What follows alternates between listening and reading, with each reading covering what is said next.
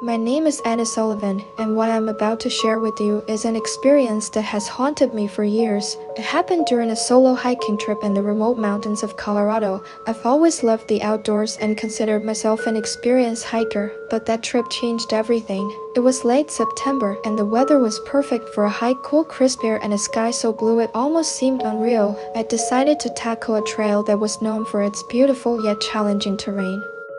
It was a 3-day hike, and I had packed all the necessary supplies, feeling confident in my abilities. The first day went smoothly. The trail was stunning, with the leaves just starting to turn and the occasional wildlife crossing my path. I set up camp by a clear mountain stream and enjoyed a peaceful evening under the stars. As I drifted off to sleep, I couldn't have imagined the terror that awaited me. The second day started off well. I continued along the trail, taking in the breathtaking views. By late afternoon, I reached a dense forested area. The trees were tall and closely packed, creating an eerie, shadowed environment. I felt a slight unease but pushed it aside, determined to complete the hike as planned. As the sun began to set, I realized I had taken a wrong turn. The trail markers were no longer visible, and the forest around me seemed unfamiliar. I tried to retrace my steps, but the landscape had changed, and I couldn't find my way back. Panic began to set in as darkness fell.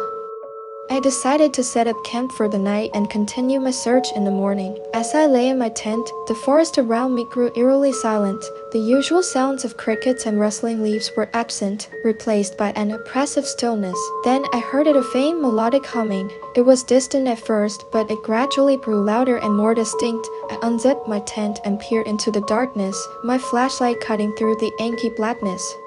The humming seemed to be coming from deeper within the forest. Against my better judgment, I decided to investigate, hoping to find someone who could help me find my way back. I followed the sound, my flashlight casting long, eerie shadows. The humming grew louder, almost hypnotic, drawing me further into the woods. After what felt like hours, I reached a small clearing. In the center stood a woman, her back to me, swaying gently as she hummed. "Hello," I called out, my voice trembling.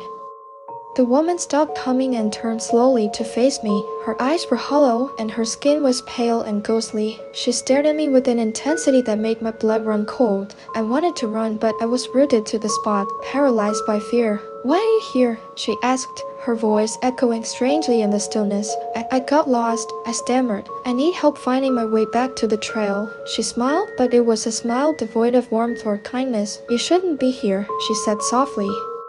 "This place is not for the living." As she spoke, the forest around us seemed to come alive with whispers and shadows. The trees swayed ominously, and I could feel an unseen presence closing in on me. The woman took a step closer, and I snapped out of my paralysis. Turning and running as fast as I could, I ran blindly through the forest, branches scratching my face and tearing at my clothes. The whispers followed me, growing louder and more frantic.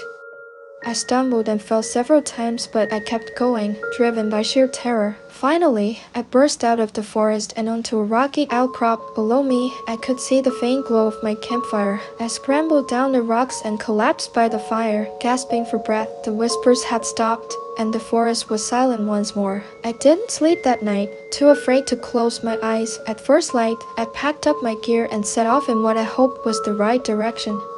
After several hours of hiking, I finally stumbled upon the trail. I made it back to my car by late afternoon, exhausted and shaken. I never reported what happened to the authorities. Who would believe me? I've tried to put that night behind me, but I still have nightmares. I can still hear the humming, feel the cold stare of the woman in the forest. If you ever find yourself hiking in the remote mountains of Colorado, be careful, stick to the trail, and if you hear a faint humming, turn back.